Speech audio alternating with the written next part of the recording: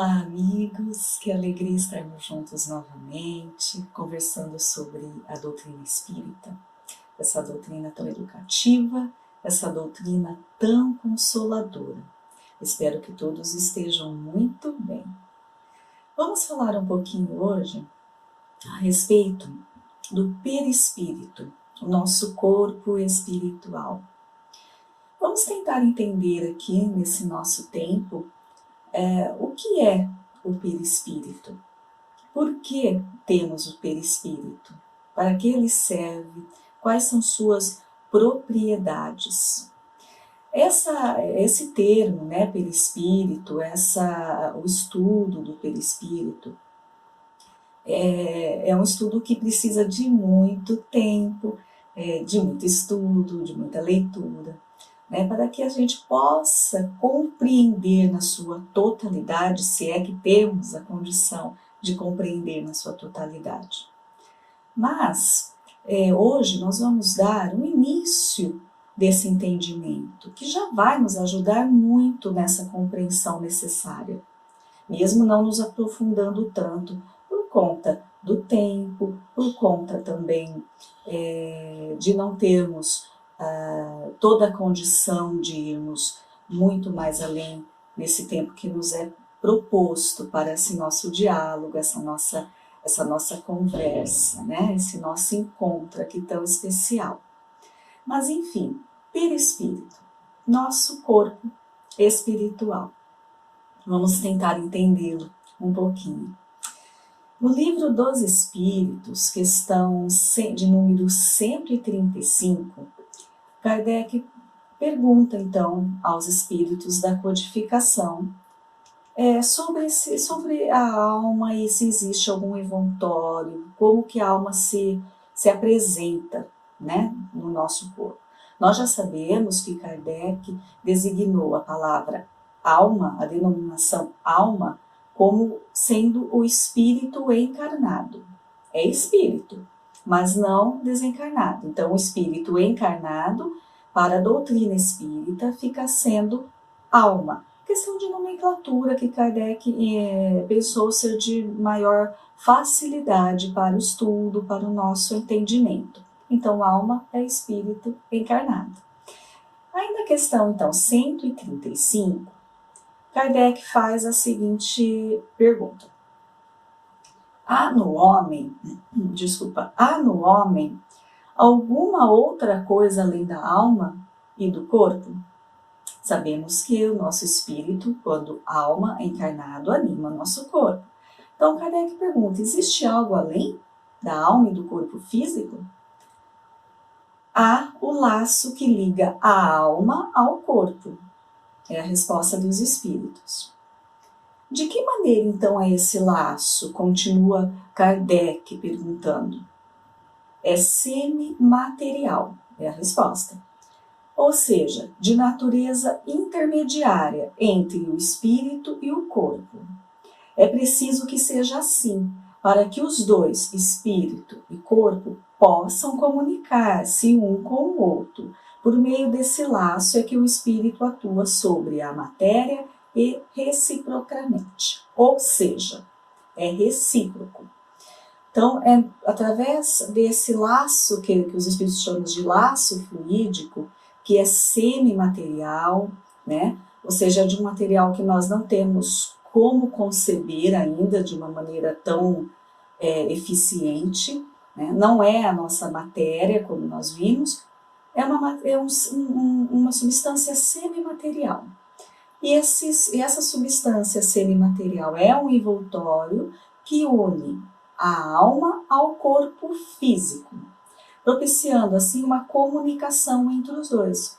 Então, o que eles querem dizer é assim, a matéria influencia, estimula o espírito, a alma encarnada, através destes laços fluídicos, que são semimateriais, e a alma encarnada também produz o estímulo necessário ao corpo físico através também dessa substância, desse envoltório fluídico semimaterial.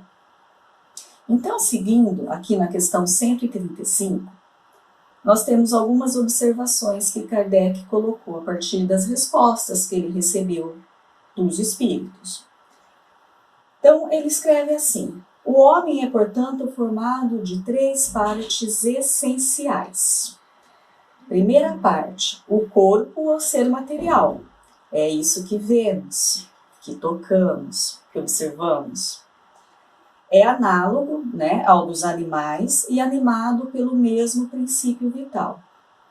Ou seja, nós somos formados pela mesma substância, né, o corpo material, emanados também pelo princípio vital que nos dá a vida. Segunda parte essencial, a alma, que é o espírito encarnado que tem no corpo a sua habitação.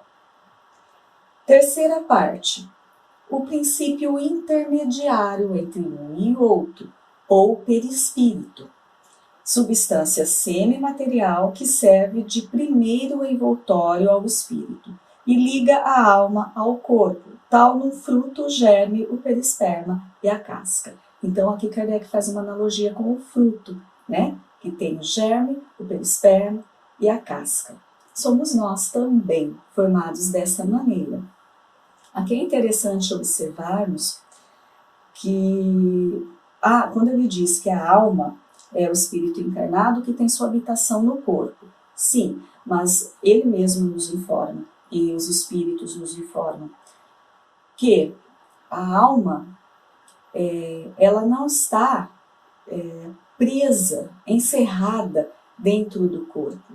Então nós não podemos imaginar assim, a alma como presa dentro de uma caixinha que é o nosso corpo. Então ali, dentro aqui de nosso corpo, está a nossa alma fechadinha, encaixotada, ali dentro, habitando esse nosso corpo. Não, a alma ela irradia por todos os lados. Por quê? Porque a alma nós sabemos que é o espírito encarnado, e o espírito nós ainda não conhecemos a sua essência. Nós não conhecemos o material de que é formado. Como os próprios espíritos nos disseram na codificação, o espírito ele é uma centelha, é uma chama, né? Nós não temos como imaginar, nós não temos como comparar aqui dentro das substâncias, de tudo que nós conhecemos no nosso mundo, né? Daquilo que vivemos, daquilo que aprendemos. Então ele é essa centelha, ele é essa chama, essa luz. Então não poderia, em hipótese alguma, ficar ali fechadinho, encerrado dentro do nosso corpo físico, como se estivesse dentro de uma caixinha. Não é assim. Realmente ele habita o nosso corpo físico no sentido de que ele é o Senhor do nosso corpo físico. A alma encarnada é o Senhor do nosso corpo físico, né? Mas ele não está, a alma não está inserida, presa dentro dessa caixinha, porque ela irradia todas as vibrações, sempre, a todo o momento, recebendo e irradiando. Então esse é um fato importante, um ponto importante que a gente tem no estudo do perispírito. Nós temos que nos atentar a essa importância, né, de que a alma ela irradia, ela não está presa, encerrada no nosso corpo material. Então os espíritos nos falam que o perispírito ele é semimaterial. Também não conseguimos entender completamente a matéria do perispírito. Por quê? Os espíritos nos deixam muito claro em toda a codificação que existem termos, que existem entendimento que nós não temos condições de ter ainda. Por quê? Porque não existem aqui para nós, para o nosso entendimento, nem o termo em que eles possam se expressar, para que possamos entender determinados assuntos, né? Então nós vamos até um certo ponto. Eles foram conosco até um certo ponto. Por quê? Porque é o nosso limite de entendimento. É claro que com os espíritos evoluindo, com a humanidade evoluindo, o mundo evoluindo, é óbvio que teremos mais condições de maiores entendimentos. Mas, por enquanto, isso já nos basta para nos fazer compreender determinados termos, determinadas situações, né, da vida. A vida da nossa essência, né, e das leis que nos regem. Então, os espíritos nos dizem que o perispírito, que é esse envoltório semimaterial, ele é de uma substância vaporosa para os nossos olhos. Né? Imagina como se fosse um vapor, um gás para os nossos olhos, mas ainda para o mundo espiritual, para o plano espiritual, ele ainda é grosseiro. Então, olha a diferença de vibração, a diferença de percepção entre nós, espíritos falíveis ainda, espíritos em evolução, com muita inferioridade, né, com muito aprendizado ainda pela frente, e já o plano espiritual elevado. Né? Então, o nosso perispírito ainda é grosseiro para o plano espiritual, né? Não, e para nós, e para se percebêssemos, né, o perispírito, veríamos uma forma vaporosa. Então é muito interessante também termos isso como entendimento. Na antiguidade, desde sempre, esse envoltório da alma sempre foi reconhecido, claro, dentro das suas peculiaridades de cada povo, de cada época, de cada religião, né? Então, sempre teve um conceito, mas sempre existiu essa ideia desse envoltório fluídico. Então, só para citarmos alguns exemplos, que existem muitos outros, por exemplo, para os egípcios, né? Eles denominam de Ka, esse envoltório fluídico, é o Ka. Para Aristóteles, o filósofo Aristóteles, seria corpo sutil da alma. No budismo, Kama Rupa. Para Hipócrates, ele chamou de eu astral, ou seja, eu, minha individualidade em plano astral. Para o Paracelso, pai da medicina, corpo astral. Então, aqui foram só alguns exemplos de como a noção desse corpo fluídico, desse envoltório semimaterial, a noção de que sempre existiu, né, desde a antiguidade. Todos os povos, religiões, sempre tiveram a noção, isso é instintivo do homem. Né? A lei de Deus está em nossa consciência, então é instintivo. E sempre existiu, com nomenclaturas diferentes, com até ideias, claro, diferentes, não, talvez com nem tanto conhecimento, né, que ainda não conseguimos absorver, né, por falta da nossa questão de inferioridade mesmo, as nossas dificuldades, né, mas sempre existiu essa noção de um envoltório da alma, um envoltório fluídico. Isso é muito interessante, né, demonstra mesmo essa intuição, isso que é instintivo na criação, tá? Nós temos, então, perceber que no nosso desencarne, quando desencarnamos, o perispírito que está ali envolto, né, na nossa alma, vamos dizer assim, esse envoltório semimaterial, ele segue com o espírito. Então, mesmo quando não temos mais a carne, a parte material, estamos desencarnados, o perispírito segue com o espírito, fazendo o quê? Dando a forma perispiritual, a forma desse espírito que seria da sua última encarnação. Então, o perispírito, ele é, além dessa substância vaporosa que os espíritos nos disseram, né, e grosseira ainda para o mundo espiritual, ele é maleável, totalmente maleável. Por quê? Porque ele dá a formação do nosso corpo físico. E ele segue conosco como espíritos desencarnados. Ele segue dando essa nossa forma, da nossa última encarnação. Certo?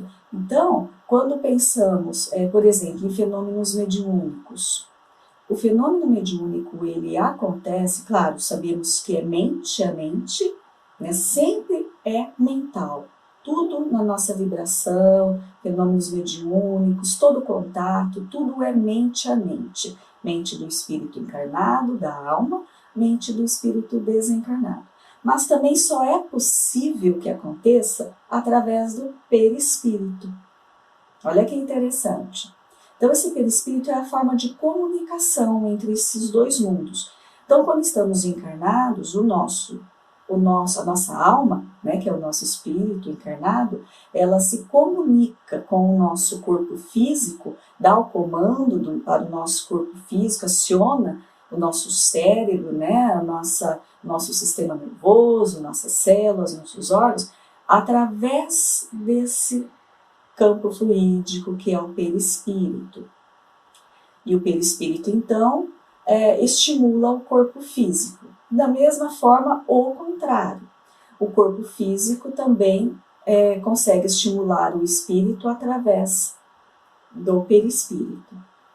Então, nós temos que entender também que o nosso perispírito, ele tem órgãos, ele tem células, muitas células, que se ligam com a do corpo físico, a do perispírito, né, se comunicando então com o espírito e vice-versa. Ele é essa ponte. E ele é também essa ponte nos fenômenos mediúnicos, certo? Então, para acontecer o fenômeno mediúnico, existe a necessidade do perispírito, né, do médium, do perispírito, do espírito. Por isso que o espírito segue com o seu perispírito. E conforme nós formos evoluindo, nós fomos nos reformando intimamente, subindo, né, os degraus da nossa evolução espiritual, nos depurando nos sentimentos ainda inferiores, enfim, conforme formos aprendendo, nos melhorando, nos tornando espíritos melhores, né, pessoas melhores, o nosso perispírito, ele vai se depurando também. Então, como exemplo, se estamos reencarnando em outro mundo, um mundo já diferente do nosso, com menos sofrimento, com um pouco mais de evolução e entendimento. Por quê? Porque já conquistamos isso daí, né? Então, se estamos reencarnando em outro mundo, um mundo melhor que o nosso perispírito será menos denso, será mais fluídico, e assim sucessivamente, conforme formos evoluindo. Por quê? Porque o perispírito, ele é, como o nosso corpo físico, ele é formado através daquela substância única que existe no fluido cósmico universal. Né? Como André Luiz nos diz em sua obra, que nós estamos imersos no fluido cósmico universal, como peixes no oceano. Então, cada mundo tem o seu fluido cósmico universal com determinadas características que são necessárias para os espíritos que irão viver naquele mundo, para o seu aprendizado, para a sua evolução. Então, tudo é necessário. Né? Agora, se estamos nesse mundo, o nosso corpo fluídico, o nosso perispírito, ele vai então ser formado através do fluido do mundo, do planeta Terra, da onde vivemos. Se reencarnarmos em mundos melhores, né, em mundo superior ao nosso, o nosso perispírito será formado com o fluido cósmico daquele orbe, daquele planeta, que forma aquele planeta. Então também ele vai se depurando, se o mundo é melhor que o nosso, naturalmente ele está então numa situação mais favorável. Então ele vai se depurando também, como nós, como o espírito, assim o perispírito. Então é importante também nos atentarmos a isso. O espírito encarnado, quando a alma, né, quando o espírito está encarnado, nós temos então o nosso corpo físico que através do perispírito estimula o nosso espírito e o reverso, né, como já foi dito. O espírito estimula o corpo físico. Mas como que acontece? Por onde estimula? Pelo perispírito, nós já sabemos. Mas pelos 5 sentidos que nós conhecemos, que é o que encarnados nós conhecemos, que seria a visão, o olfato, a audição, o paladar e o tato. São os nossos 5 sentidos. Então, esses 5 sentidos, eles vão estimular através do perispírito o espírito, a alma encarnada e vice-versa. Mas tem um fato muito interessante que nós temos também que compreender, né, no nosso estudo do perispírito, que quando o espírito, então, não é mais a alma encarnada, nós estamos, então, desencarnados, o espírito encarnado, quando ele recebe o perispírito, né, que envolve esse espírito desencarnado, quando ele recebe um estímulo, qualquer que seja esse estímulo, não é mais apenas pelos 5 sentidos, é um sentido único. Então, nós dizemos, a codificação, os espíritos da codificação, nos ensinaram então que o perispírito do espírito desencarnado, ele todo, completamente recebe um estímulo. Então, não existe mais aqueles pontos essenciais dos sentidos. O perispírito todo é um sentido. Por quê? Porque o espírito é um sentido pleno, que nós ainda não conseguimos conceber, como já foi dito, porque não temos nem a noção ainda do material que é formado, né, do que somos formados como espírito. Mas eles nos explicaram que quando estamos desencarnados, o que sentimos, o que recebemos, as vibrações, as influências, os estímulos, é no geral do corpo todo, porque o perispírito irá receber dessa maneira. Então, não só mais naqueles pontos dos 5 sentidos, isso não vai existir mais. Por isso que no mundo espiritual as sensações são maiores, as percepções dos espíritos são mais aguçadas, porque recebe pelo perispírito todo. É diferente de nós aqui, alma encarnadas, né, quando estamos encarnados, que nós temos esses 5 sentidos, apenas, né, esses 5 sentidos.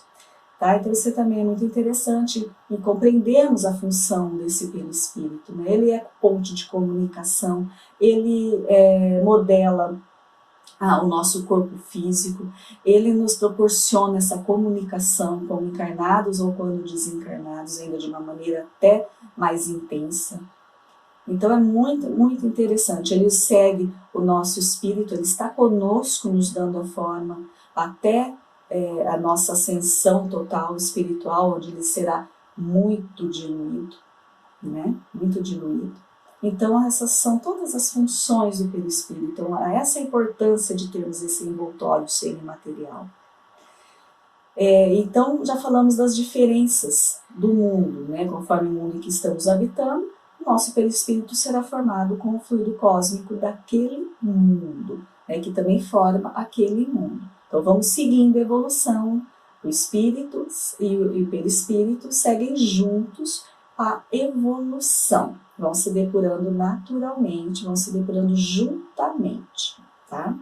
Então nós temos aqui no livro da série André Luiz, Psicografia de Chico Xavier, nós temos no livro Evolução em Dois Mundos, no capítulo 2, chamado Corpo Espiritual, bem no comecinho, algo que é muito importante e que André Luiz nos traz como ensinamento, né, que já foi dito aqui, mas ele nos traz com as palavras melhores, logicamente, nos fazendo compreender de uma maneira melhor. Então ele diz assim: retrato do corpo mental. Para definirmos de alguma sorte o corpo espiritual, é preciso considerar antes de tudo que ele, o corpo espiritual que nós estamos falando, perispírito, não é reflexo do corpo físico. Então ele não reflete o corpo físico, porque na realidade é o corpo físico que o reflete, tanto quanto ele próprio, o corpo espiritual, retrata em si o corpo mental que lhe preside a formação. Então, olha que interessante que André Luiz veio nos trazer uma informação preciosa. Então, não é o corpo físico que forma o nosso perispírito. Não, é o perispírito que forma o corpo físico. Ele é o molde, porque o espírito não tem forma. É uma centelha, uma chama. Ele modela o espírito para modelar o corpo. Então, o perispírito modela o corpo da forma do corpo físico, e não o contrário. O corpo físico dá a forma do perispírito. Então, inicia-se pelo perispírito. Isso é importante também a gente compreender, né, em relação a esse estudo do perispírito. Tanto quanto o corpo espiritual retrata em si o corpo mental que lhe preside a formação. Ou seja, André Luiz está nos dizendo assim, o espírito, que é a individualidade, que é o que verdadeiramente somos, é a nossa mente espiritual quando encarnados. Né? Nossa mente espiritual somos nós, é o nosso espírito. Então, o espírito, que é esse corpo mental que nos traz, que forma o que é o que somos mesmo, né? Então, ele é esse corpo mental. Ele vai, então, formar o perispírito, que vai formar o corpo físico. Então, é assim que se processa esta formação para a nossa reencarnação.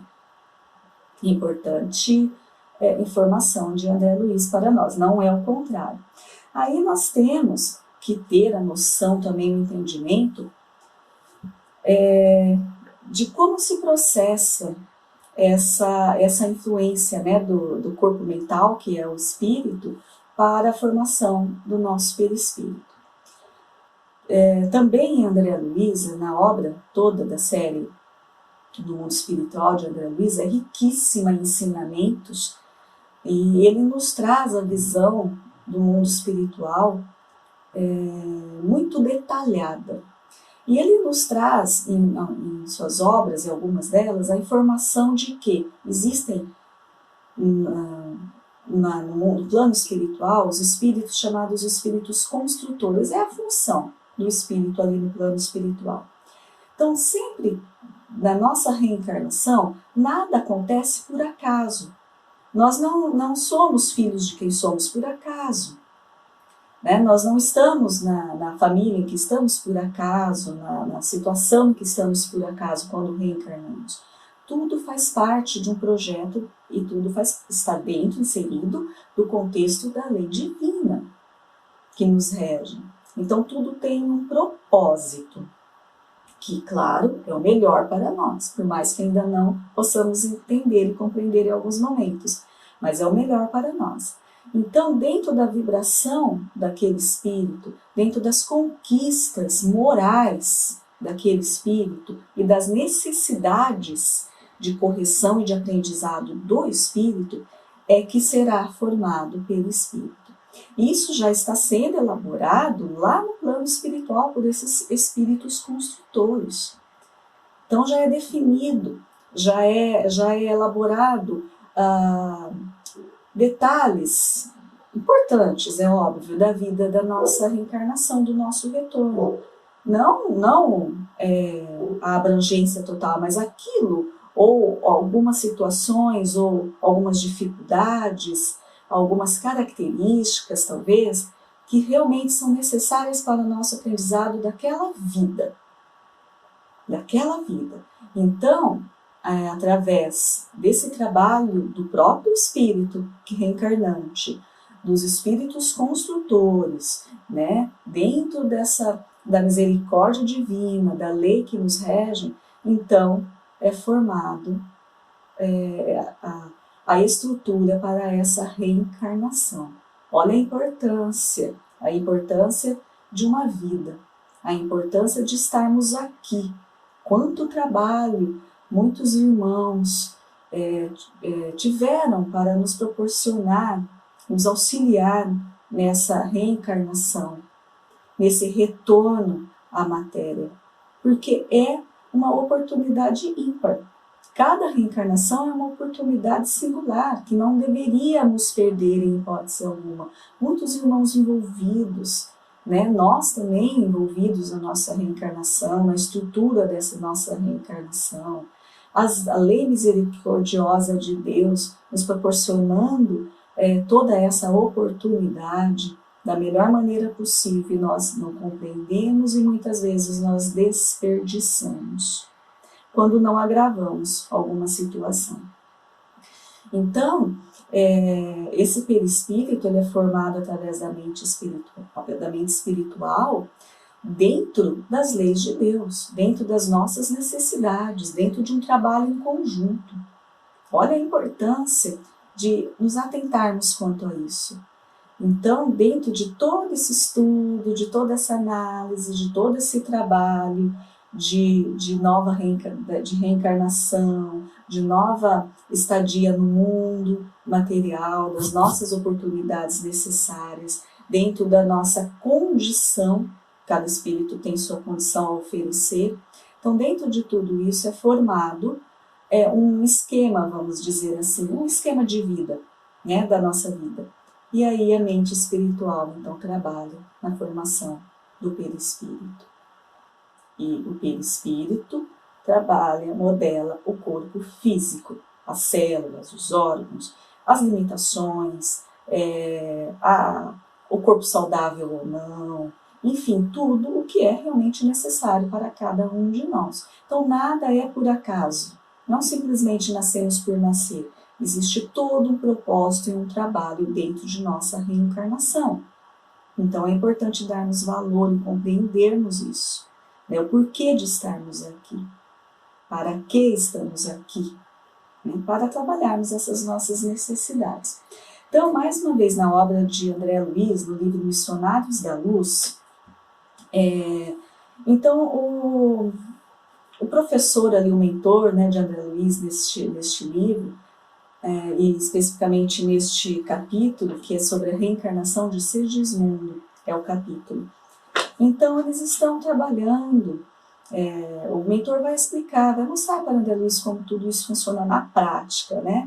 Então, a equipe espiritual trabalhando há tempos nessa reconstrução, nessa nova oportunidade para Sergismundo, dentro daquela família, né? Daquele casal que eles têm ligações importantes, débitos importantes a serem supridos, a serem sanados pelo amor, pelo perdão. Então, eles estão trabalhando há tempos nisso, proporcionando tudo da melhor maneira para que aconteça a reencarnação e o espírito possa aproveitar a oportunidade, os três, porque também é oportunidade para os pais, não só para o espírito reencarnante. Né? Ali, e como a maioria de todos os casos, de todos nós, existe um comprometimento daqueles espíritos que eles precisam cuidar, né? Eles precisam arrumar essa situação. Então, Sergismundo está programado para essa reencarnação, filho deste casal. Existe ali toda uma complexidade, uma complicação, enfim, dentro da história de todos os três, né? Débitos, precisa existir o perdão, tal. Mas aí o mentor de André Luiz mostra como que está sendo trabalhado pelos espíritos construtores, também junto aos pais, ao próprio espírito reencarnante, que já vai se aproximando, enfim, todo um trabalho maravilhoso da misericórdia da lei divina para a nossa oportunidade. Tem muitos irmãos trabalhando a nosso favor, sempre. Aí, o mentor de André Luiz, então, explica assim, para André Luiz em relação à forma física, tal, e é muito interessante para nós aqui, para o nosso estudo. Então, eu vou ler aqui para vocês. O livro é Missionários da Luz. Então, o mentor diz assim, André Luiz: a forma física futura de nosso amigo Sergismundo dependerá dos cromossomos paternos e maternos. Ou seja, ele está falando da lei de hereditariedade que existe, faz parte da lei de Deus. E está inserida dentro do contexto da lei de Deus e dentro das necessidades daquele espírito. Adicione, então, além disso, porém, a esse fator primordial, a influência dos moldes mentais de Raquel, que vai ser a mãe, né, de Sergismundo.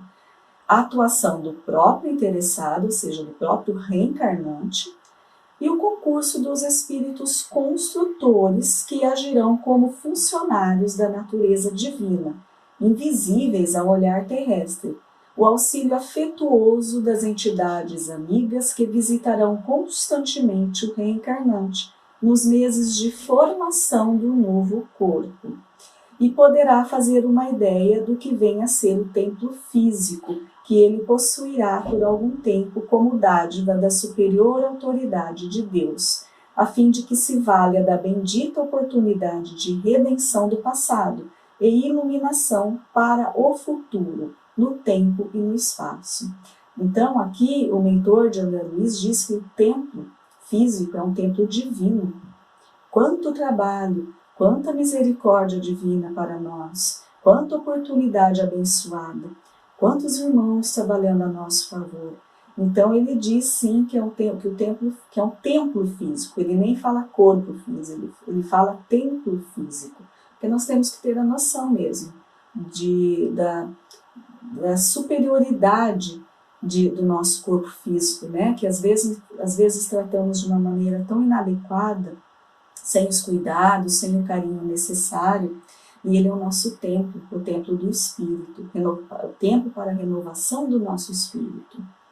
Então ele diz que existe a lei de hereditariedade, óbvio, e que também está inserida na lei de Deus, óbvio, né? Então tudo está em conjunto, a misericórdia divina, a lei de Deus, a lei de hereditariedade, o auxílio dos espíritos consultores, dos espíritos amigos que ficarão auxiliando todo esse processo gestacional, para que tudo ocorra da maneira melhor, para que o nosso amigo, que é o Segismundo, o reencarnante, possa vir realmente da maneira como foi definido, determinado, que é a melhor maneira para ele, né?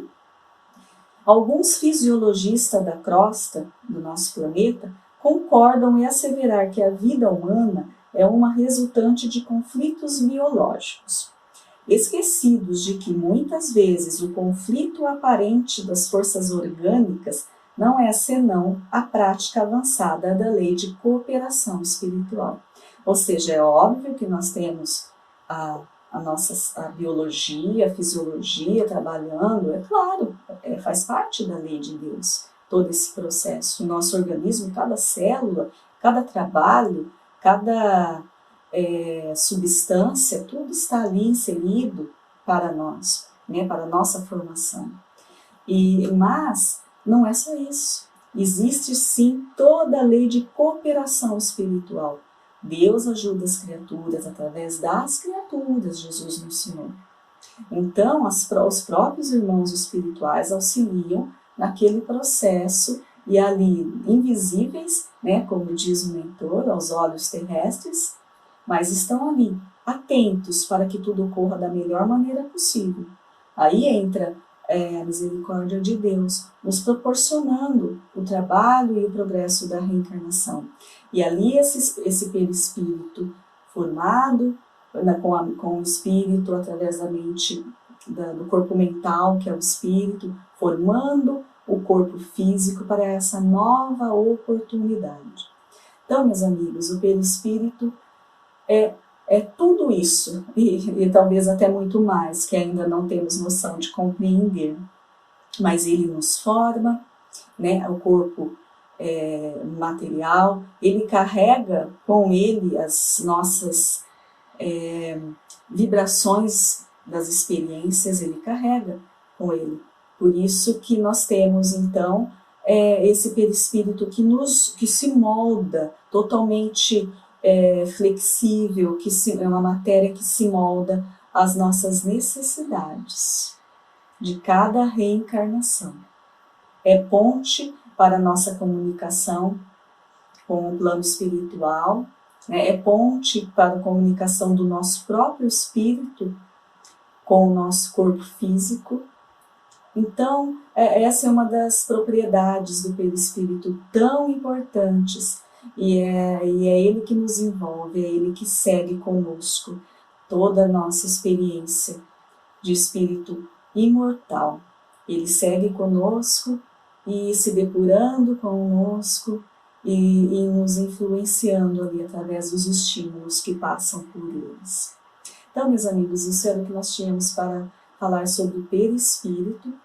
E aqui nos cabe, dentro de todo esse trabalho espiritual, de todo esse trabalho relacionado a importância desse campo envoltório semimaterial, que é o nosso corpo espiritual, nos atentarmos, então, em agradecimento a Deus por tanta misericórdia, por tanta oportunidade de estarmos aqui, né, podendo reaver questões, podendo repensar condutas, podendo e devendo, né, nos aprimorarmos, crescermos, evoluirmos e quitarmos os nossos débitos com os irmãos, a quem devemos em algum momento das nossas tantas experiências. Eu agradeço a atenção de todos, fiquem todos na paz de Jesus. Muito obrigada. Olá, amigos, mais uma vez buscando a Jesus, os bons espíritos, o mentor desta casa, bastante carinho, com o coração bastante alegre, mais uma vez aqui reunidos, para buscarmos as nossas reflexões. Agradecemos a oportunidade de estarmos aqui e o nosso assunto de hoje, para a nossa palestra, a nossa reflexão, está no livro Pão Nosso, no item 109, os 3 imperativos.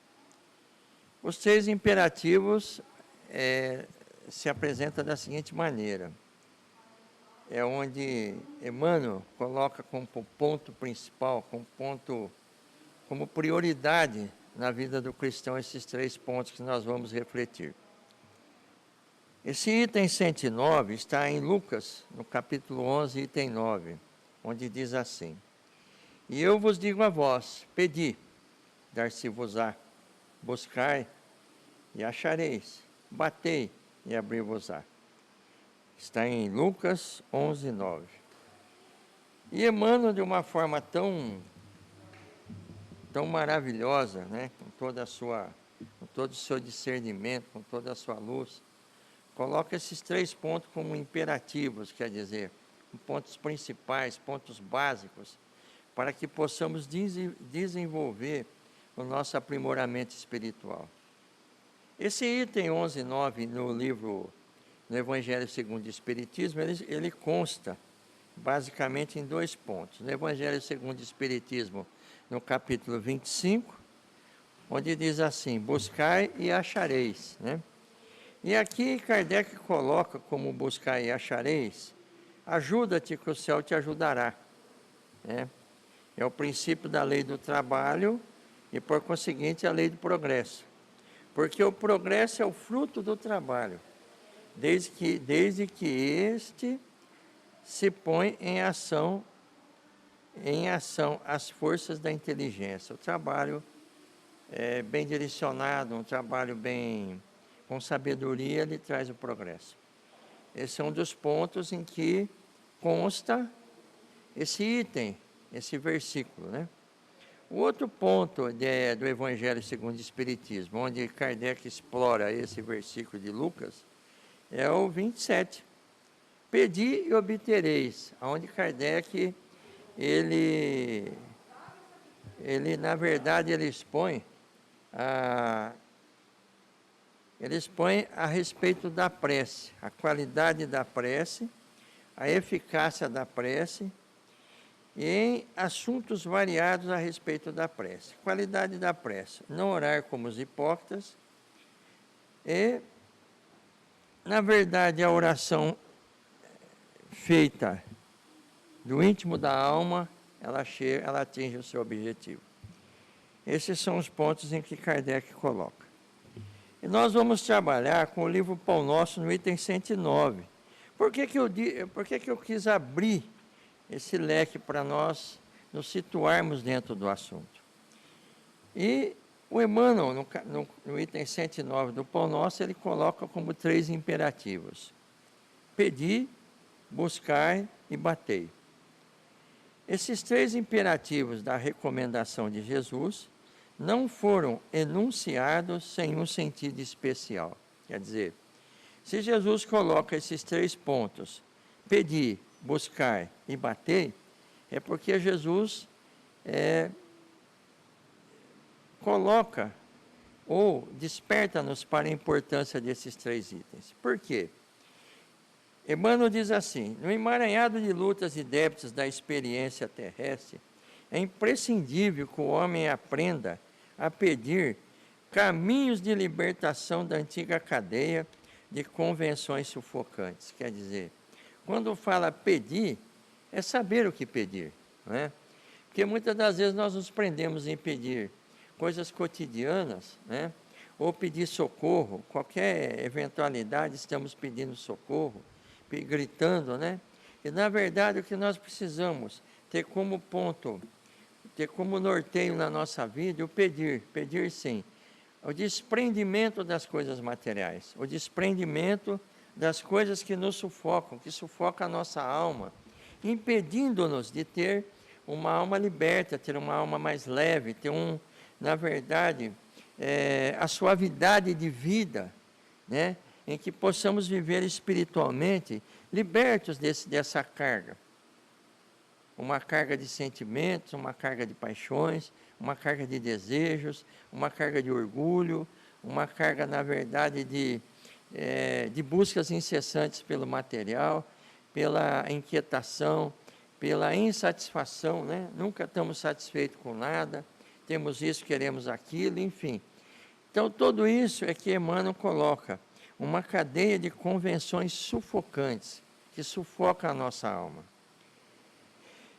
Ele diz assim: quais são essas convenções sufocantes? Preconceitos estéreis, quer dizer, que não servem para nada. Dedicações vazias e hábitos cristalizados. Né? Preconceitos estéreis. Então, nós criamos, durante a nossa vida, durante a nossa caminhada, preconceitos. Né? Nós criamos maneiras de viver, ou direcionamos os nossos sentimentos, criando preconceitos, criando teorias a respeito das pessoas, de sentimentos, de vida. E ele diz assim também, dedicações vazias, quer dizer, nos dedicamos tanto a isso ou aquilo, e de repente isso para nós não serve de nada. É tanta dedicação que amanhã essa dedicação já se tornou como uma fumaça. Então nós sentimos o que? A frustração. Quando ele fala aqui a respeito de frustrações, desse alegorismo a respeito de se transformar em fumaça, por quê? Porque, como foi dito lá, quando nós buscamos a lei do trabalho, o progresso com inteligência, com sabedoria, nós vemos o resultado. Agora, quando nós buscamos coisas funescas, vazias, sem proveito nenhum, como falar mal da vida do outro, perdendo tempo nisso ou daquilo, observando a vida do nosso irmão, isso daí, na verdade, não serve para nada. Ou quando nós nos direcionamos simplesmente a coisas que não vêm trazer um proveito moral, espiritual, nós também, muitas das vezes, nos frustramos, nos encontramos em situações tristes, em situações em que, na verdade, vem a nos trazer o prejuízo moral. Né? Hábitos cristalizados. Nós somos cheios de manias, né? E nós achamos que essas manias as pessoas são obrigadas a aceitar as nossas manias, nossos hábitos, nossos costumes. Bom, eu sou assim, ninguém me muda. Não é assim. Né? Nós temos que estar sempre buscando, observando, conhecendo-nos a nós mesmos, buscando em nós aquilo que no dia a dia poderemos mudar, transformar para o nosso crescimento. Né? Continuando aqui o raciocínio, é necessário desejar com força e decisão a saída do escuro cipoal, em que a maioria das criaturas perdeu a visão dos interesses eternos. Quer dizer, é necessário a saída do escuro cipoal, quer dizer, do escuro emaranhado, perdeu a luz de Deus. Né? Perdeu aquilo que na verdade seria o principal na nossa vida, que é estar em paz com Deus, ter uma mente voltada às coisas espirituais. Nos tornamos pessoas vazias, pessoas frias, e vivemos emaranhados, né? Como ele diz aqui, num cipoal, em cipós, presos nos pensamentos, presos em tantas coisas, e deixamos de ter paz. E esse ponto, essa paz, esse ponto chamado paz interior, é que muitos buscam na grandeza material. A paz espiritual ela está em quê? Em fazer o bem ao próximo, em respeitar o sentimento alheio, a dor do próximo, né? E muitas das vezes, diante da dor do próximo, nós nos portamos como juízes. E ao invés de, na verdade, baixarmos a cabeça e vibrarmos pelo nosso irmão, nos condoermos naquele momento daquilo que o nosso irmão está passando, nos colocamos como juízes, né?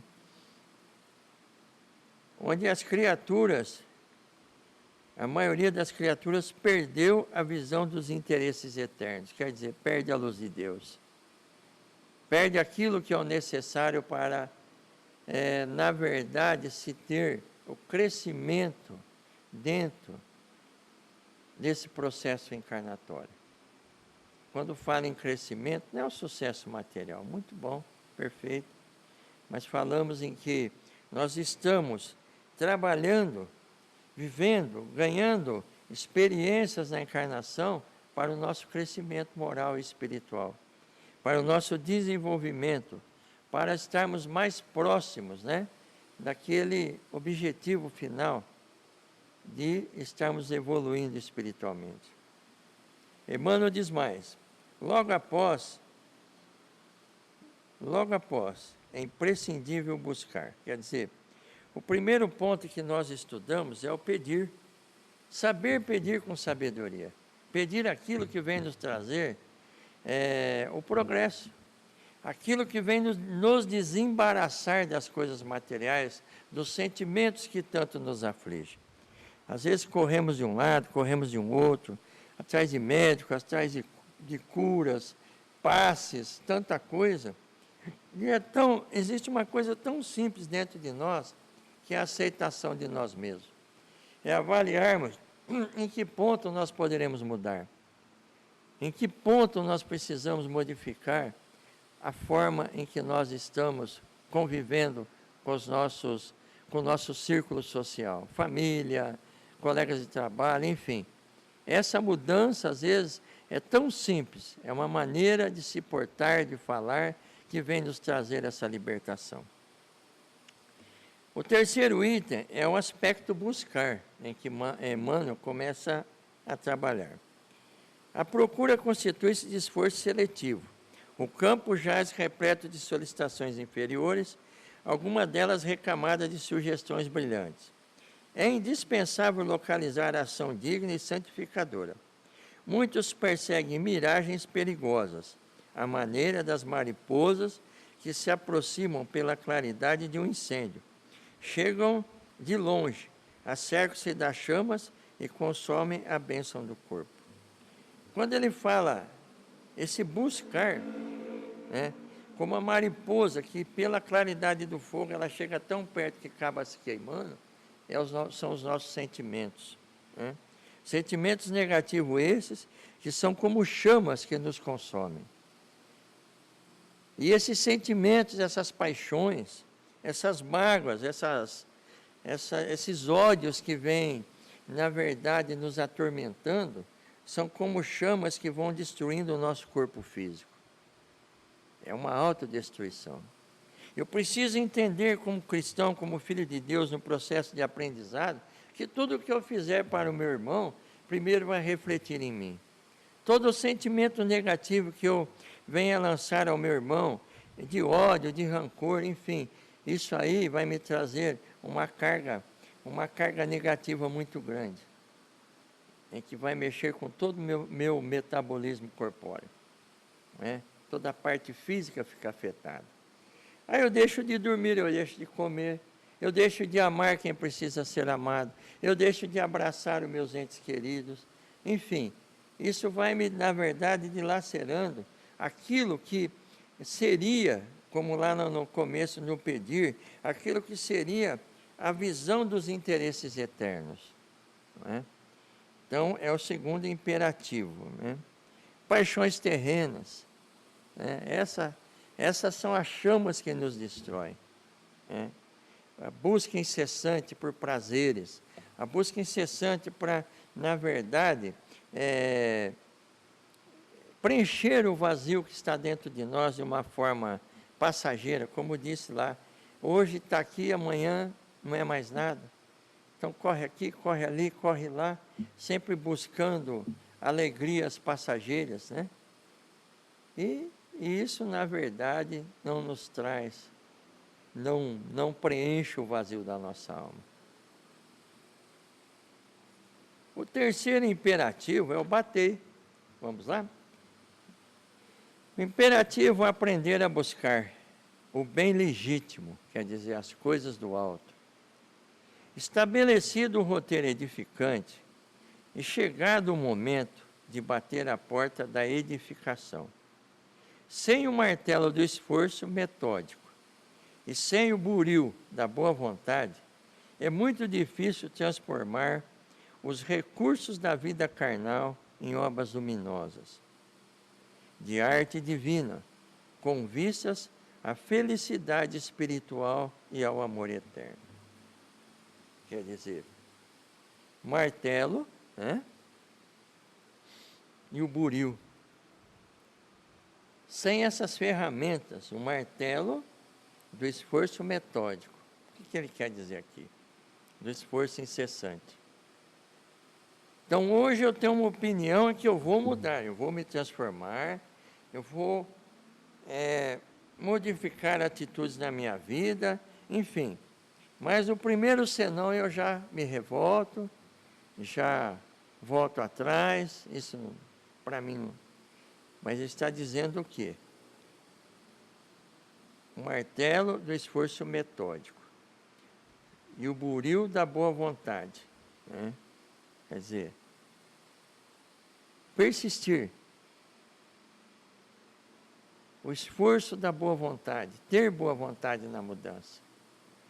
Então, no primeiro senão, primeira coisa, alguma coisa que vem nos ofender.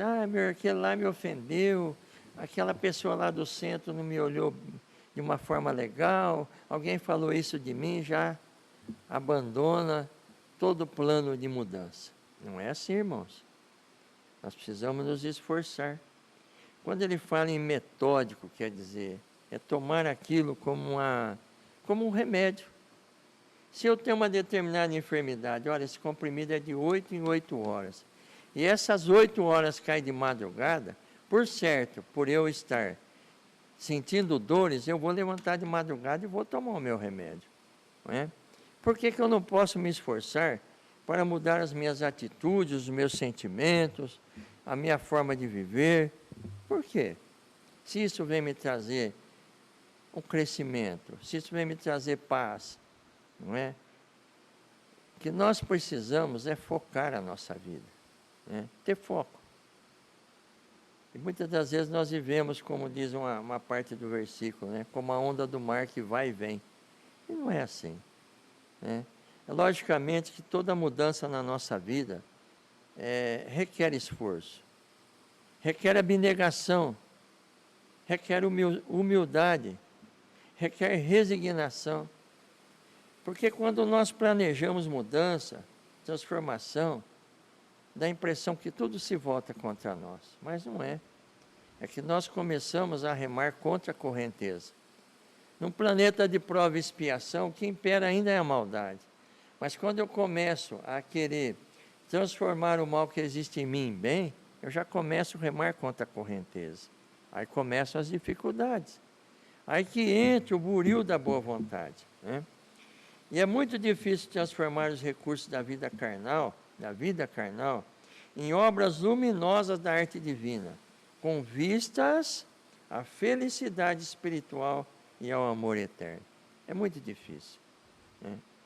Quando Jesus fala assim, tomai a vossa cruz, tomai a cada dia a vossa cruz e siga-me, o que ele quis dizer com isso?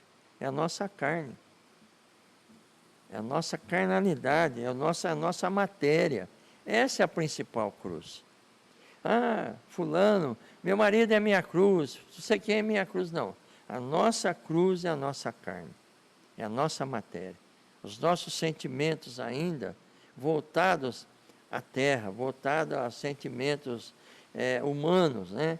Então nós precisamos ter essa perseverança naquilo que nós estamos fazendo. Não bastará, portanto, irmãos, rogar sem rumo, procurar sem exame e agir sem objetivo elevado. Então não basta rogar sem rumo. Então, para eu pedir, eu tenho que ter, como nós dissemos, foco, tem que ter objetivo. Bom, eu quero mudar, eu vou mudar. Eu preciso, na verdade, a curtos passos, eu preciso ter em mim uma transformação. Eu preciso sair dessa aflição. Eu preciso sair desse vício. Eu preciso modificar esse processo de orgulho que eu tenho dentro de mim. Essa arrogância. Não é? Então eu sou como um porco espinho. Alguém chega perto, eu já solto o espinho. E não é assim. Nós precisamos ser amados. Nós precisamos ser compreendidos. Nós precisamos do convívio social. Nós precisamos do afeto, do amor, né? E muitas das vezes isso para nós é algo espinhoso. E não é assim, irmãos. Às vezes eu não quero amar alguém para não ter que amar alguém, né? Às vezes eu não quero ser amado por alguém para não ter que amar alguém. Então eu fujo. Então eu fico no ostracismo, eu fico fechado. E o que está dizendo aqui é abrir o coração, deixar as boas novas entrar, o vento da calmaria entrar no coração. Ok, irmãos? Peçamos ao Senhor nossa libertação, olha aqui, da animalidade. Peçamos ao Senhor nossa libertação da animalidade primitivista. Busquemos a espiritualidade sublime e trabalhemos por nossa localização dentro dela, a fim de converter-nos em fiéis instrumentos da divina vontade. Olha aqui, deixemos o animalismo,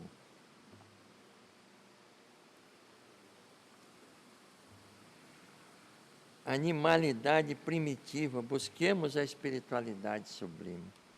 Tanta ignorância. Qualquer coisa eu já quero retrucar, já quero me vingar, já quero partir para cima. Não, irmãos, não. Tem um pouquinho mais de paciência, um pouquinho mais de resignação,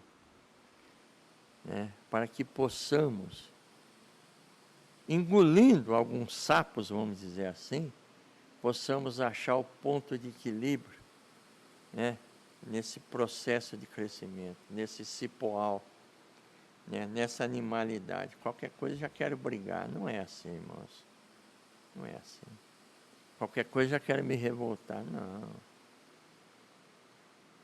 Tudo passa. Não é assim? Tudo passa. As provas passam, as dificuldades passam.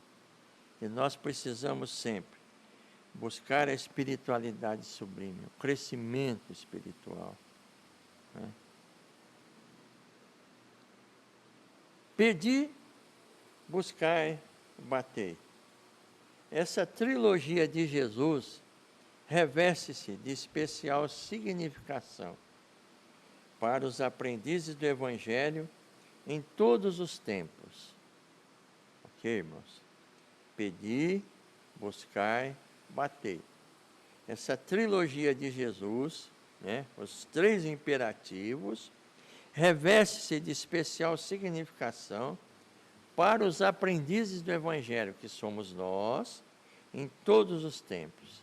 Quer dizer, isso aqui é ponto básico. Pedir, ok. O que pedir? Buscai. O que buscar? Bater. Bater em que porta? Bater em que porta? Porque pedir, o que nós pedirmos, o que nós buscarmos, o que os nossos sentimentos buscar, de ódio, de rancor, o que o nosso orgulho buscar, o que a nossa vaidade buscar, o que a nossa, na verdade, a nossa forma de viver dissoluta buscar, é o que nós vamos buscar, é o que nós vamos receber. É isso, em síntese, que está sendo falado. Os nossos pensamentos se materializam. Então nós temos o quê? Que pedir, saber o que pedir.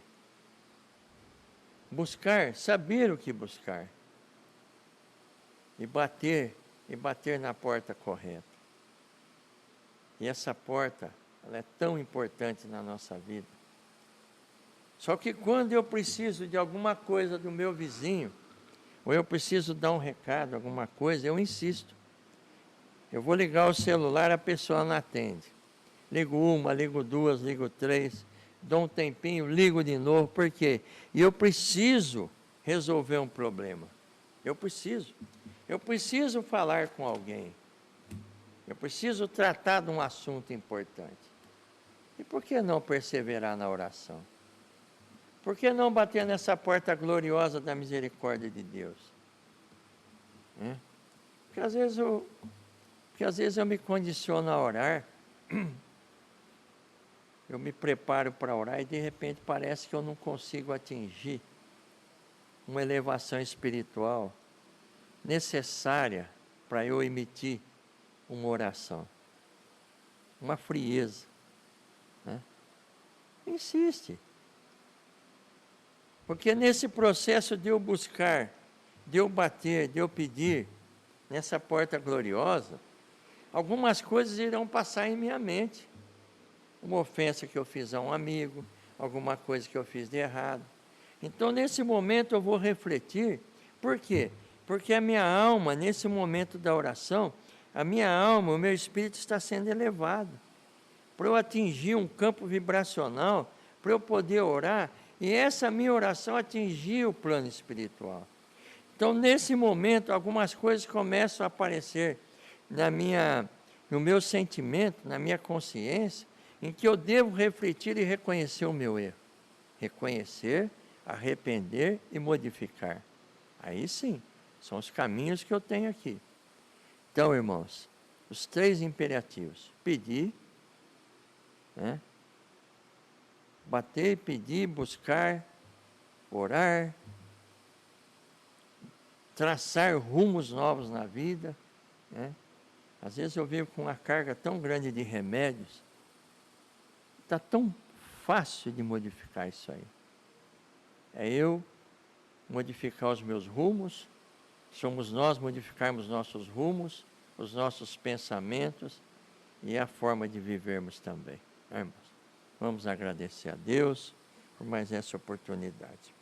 Espero que tais reflexões venham nos trazer pontos positivos, venham nos despertar em momentos em que nós estamos vivendo, Estamos aí com países em guerra, pessoas, nossos irmãos sofrendo, e às vezes nós nos apegamos às coisas tão pequenas.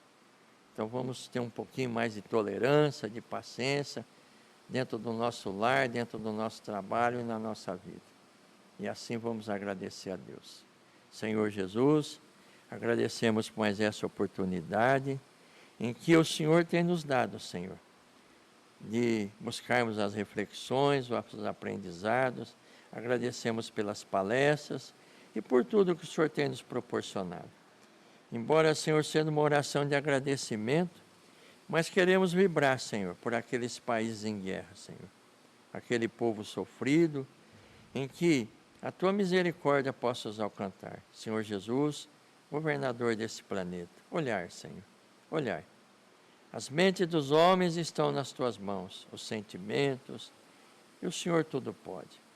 Sabemos que tudo é permitido por Ti, mas que essas nossas orações possam chegar naquele país, Senhor, como refrigério, como ânimo, para que eles possam passar também mais essa aprovação. Que assim seja. Que assim seja.